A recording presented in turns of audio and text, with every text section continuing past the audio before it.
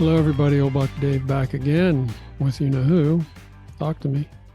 That would be Old Buck Dell, the two old bucks. Dale. Good to hear your voice again. Again, we are not in the same room again today, but our hearts are in the same room, I guess.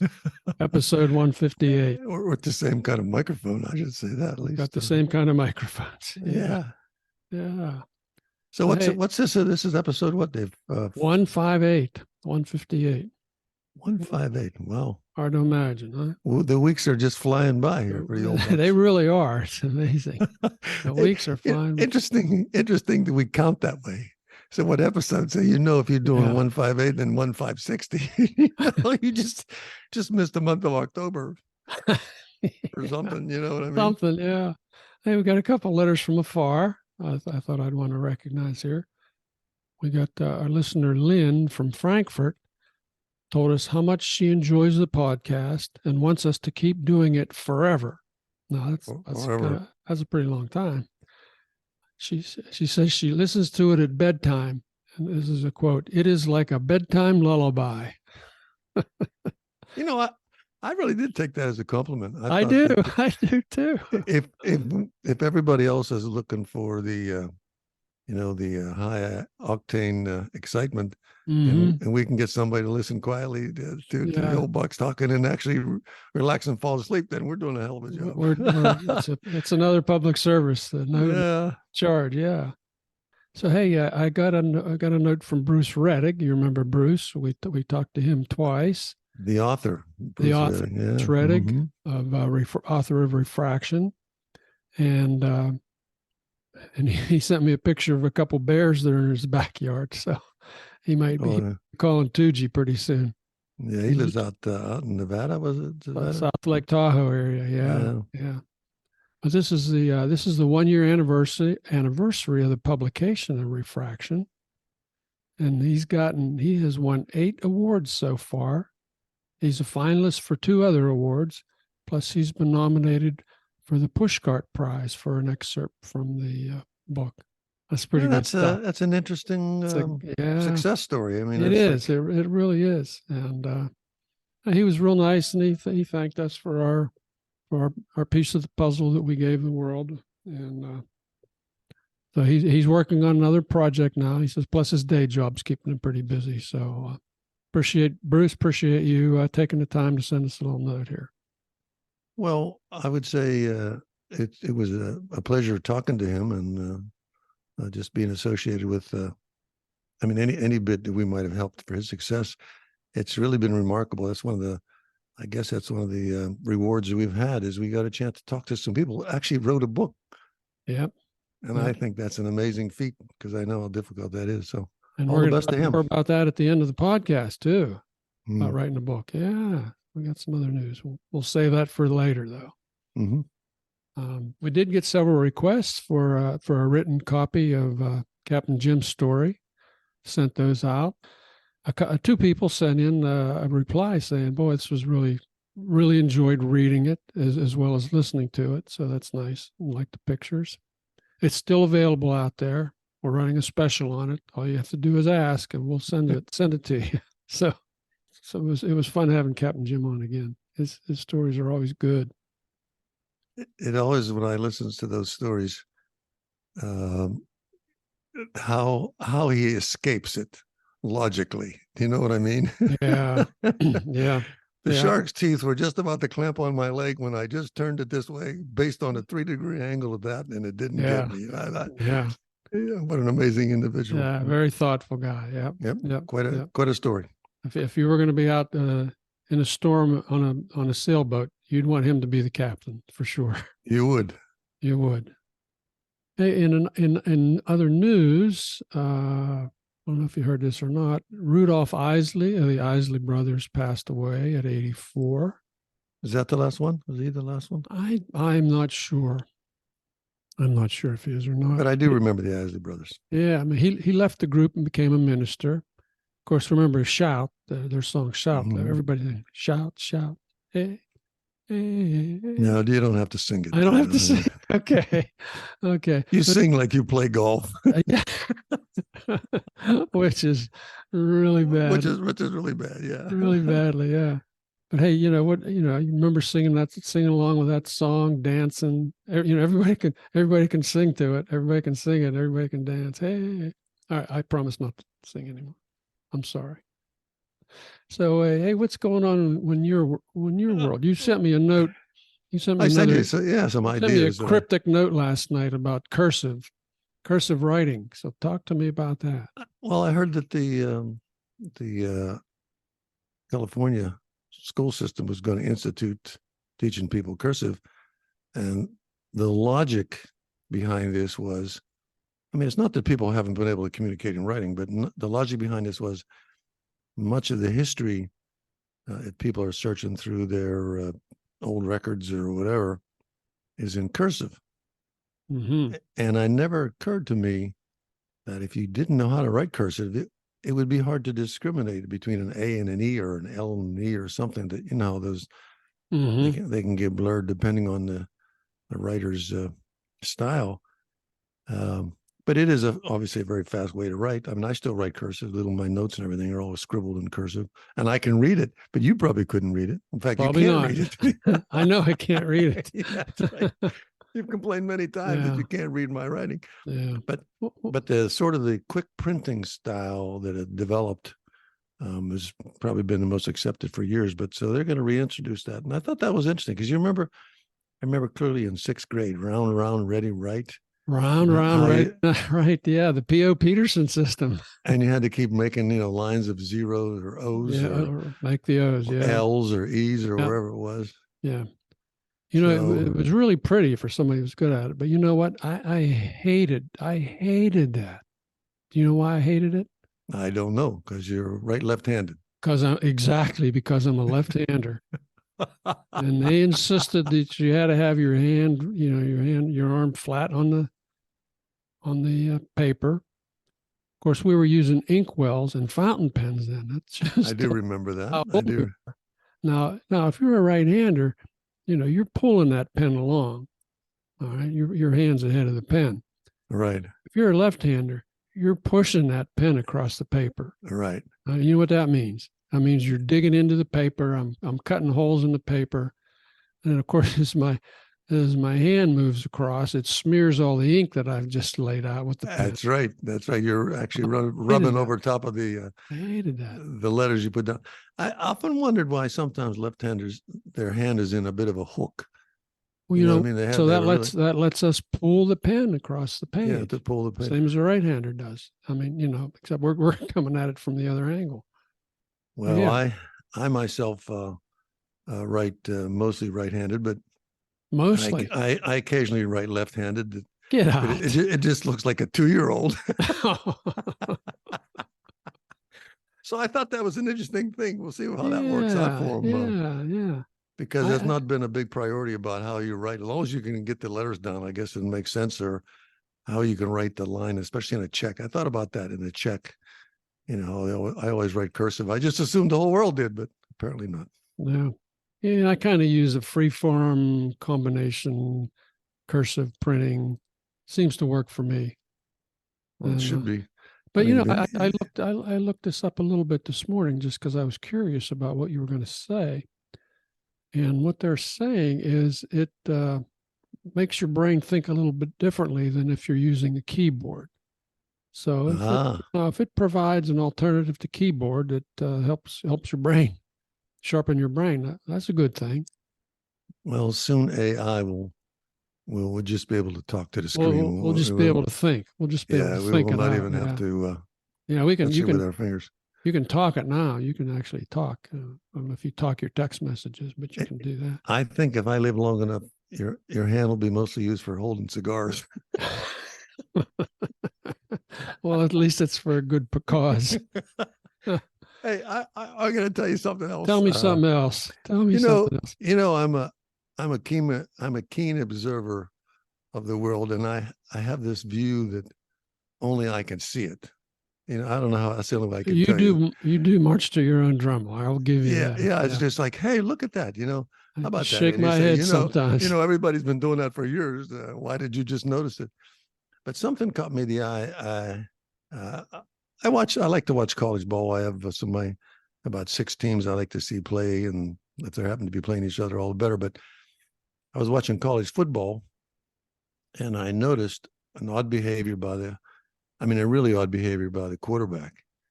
And I said to myself, geez, this guy's really taking this little thing to an extreme. So I let it pass, and I just carried on. And I pick it up here and there because I'm looking for it. But the other day I was watching baseball. I was watching, I think it was Houston and Texas Rangers. And the pitcher kept putting his hands in his mouth. Almost every pitch, he would take two fingers and touch him on his lips or in his mouth or on his tongue, and then grip the ball. And I said, Wait a minute. He's not throwing a spitter, is he?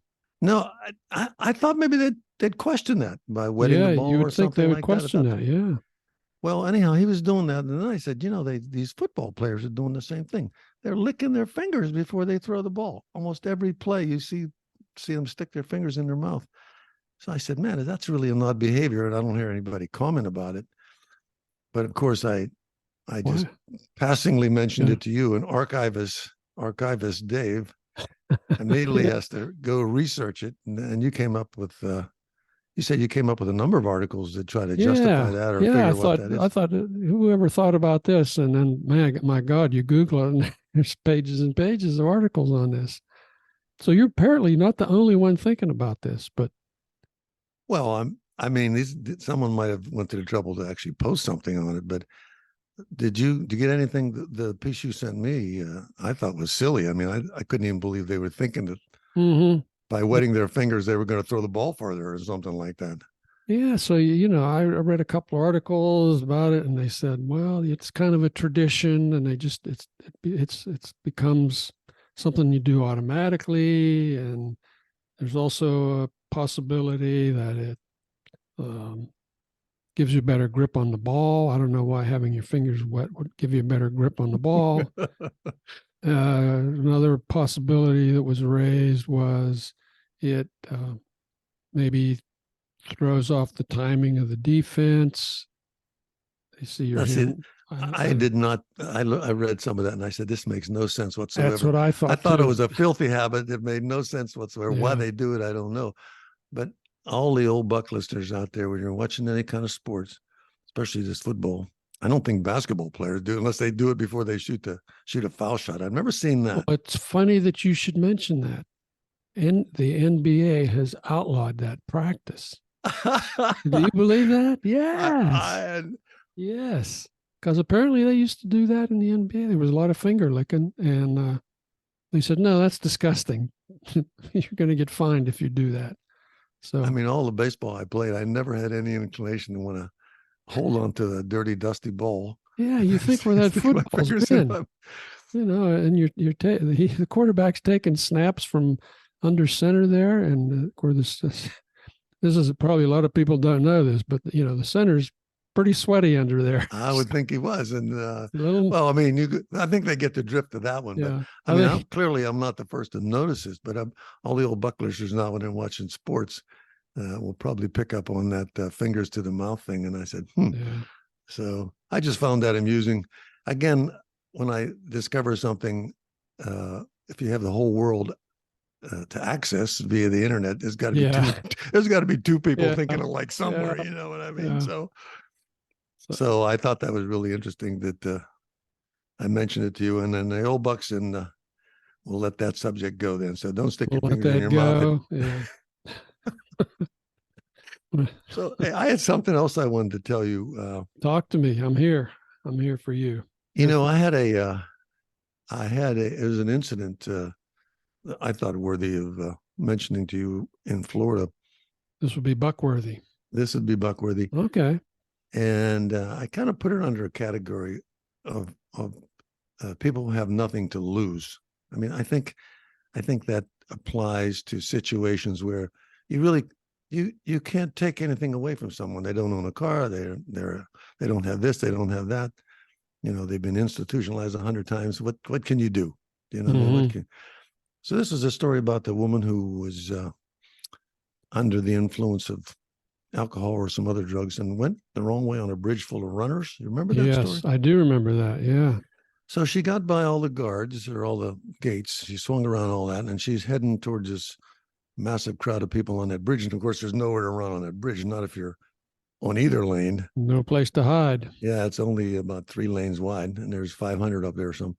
So she's heading there, and I would think the carnage she would cause if she tried to plow through that crowd. So a state trooper who was between her and the crowd tries to prevent that and gets hit head on, smashes the car. Mm-hmm. She gets banged up, and the woman survives it. And then it's not in the news, and you kind of forget about it. So then recently, she has come up with a plea bargain. This is all over the internet. Anybody can Google this and see. She gets a plea bargain where she basically does no jail time, and she's I think she was held in custody for 240 days or something. And in the meantime, she changed her ways and followed some programs and went to the meetings and did this and that and the other thing. And basically, she's going to get off with no additional time. I thought there'd be at least a big monetary penalty against her. Mm-hmm. So I didn't see that. Maybe if someone Googles it, they can write to us and tell us how they think of that. But my question is, if she has nothing to lose, if she has been sort of in the system for a long time, then she couldn't pay the lawyers. That would have been state, state would have funded that. All the incarceration time, it was not worried about paying rent, not paying. You can fine her, but she doesn't have any money, right? So. Yeah, she can do all these things. And she's basically, it's like, that is a dangerous person or group when they have absolutely nothing to lose. And I only mentioned it because I've seen alcoholics already in the system that just never, you can't do anything. You can take him, put him in jail for 30 days. You can do this to him. You can do that to him. They can go to this or that. And they don't own anything. They get by on whatever way they can. So I don't know. I'm curious to see if the state lets that play out that way, that she isn't sued by the police officers or something. But what good would it do? You know what I mean? Yeah. There's nothing to lose. I don't know how we're going to solve that one. I'm going to throw that out to the old Buck listeners, and they can Google that, and they probably have an opinion on that. I just didn't know. I don't know how that would play out. I mean, I'm torn between being forgiving her and punishing her. Yeah.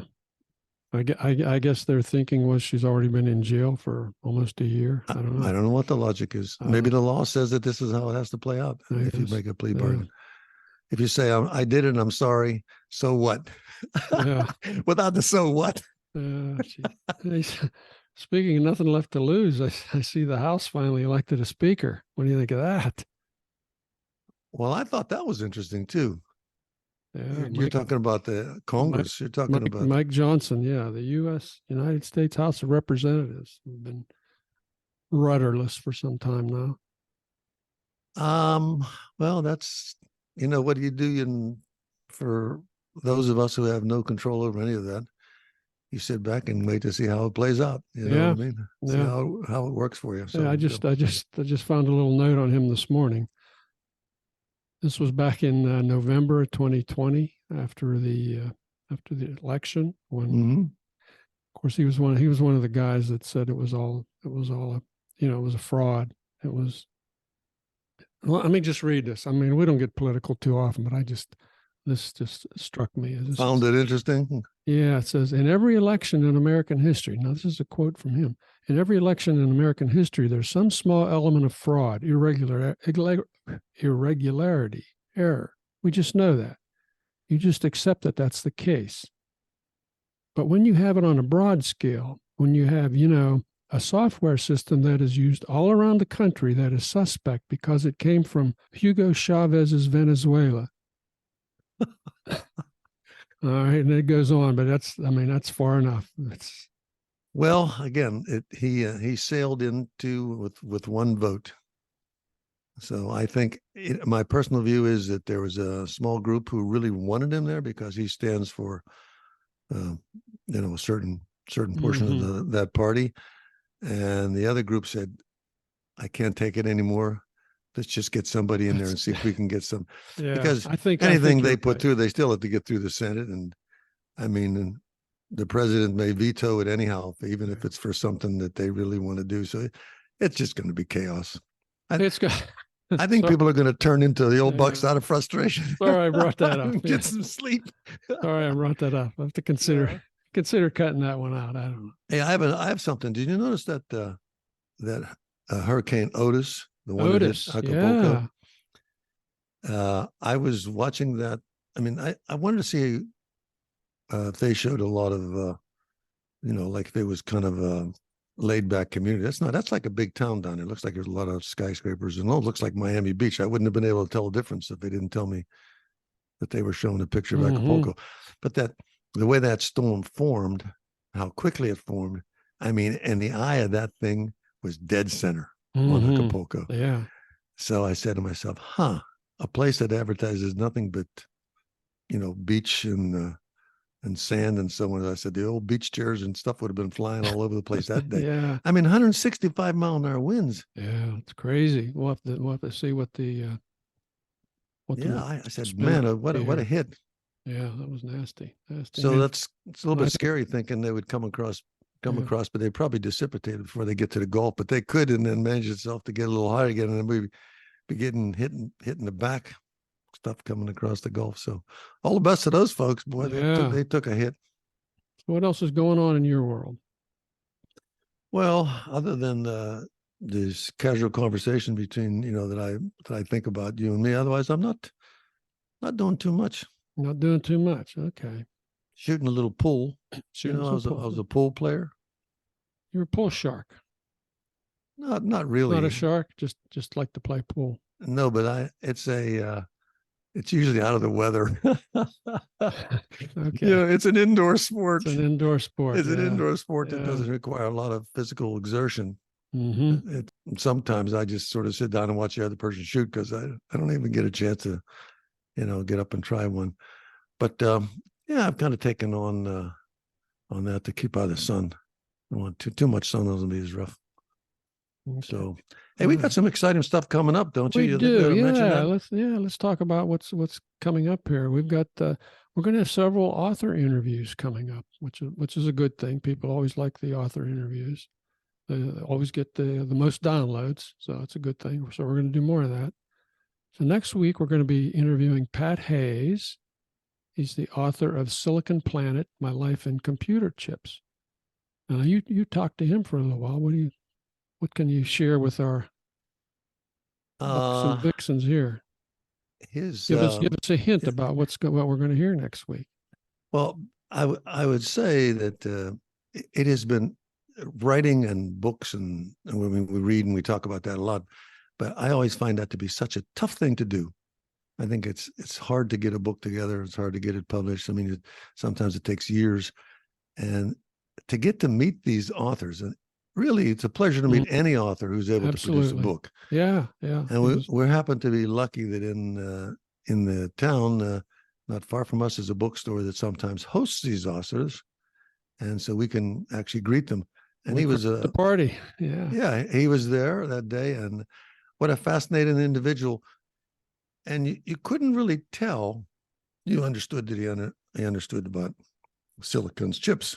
But it wasn't until you read the book that you realize how amazing this gentleman is. So we're looking forward to talk to him, get his opinion on what it was like to write it, and so on and so forth. It should be an interesting memoir, absolutely.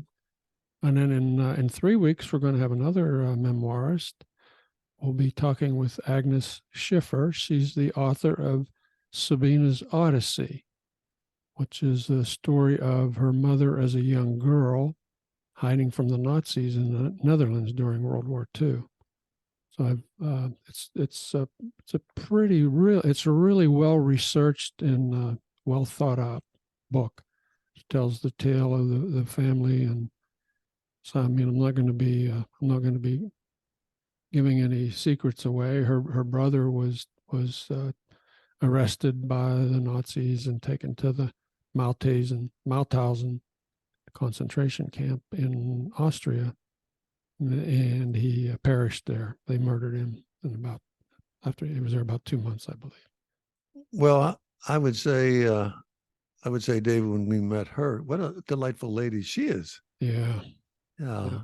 Again, it was a pleasure for the old Bucks to meet the author of this book. She's just a nice, very sweet lady. I don't know how else to describe her. She's got a real nice, low key personality, and we look forward to talking to her. I look forward to talking to Agnes.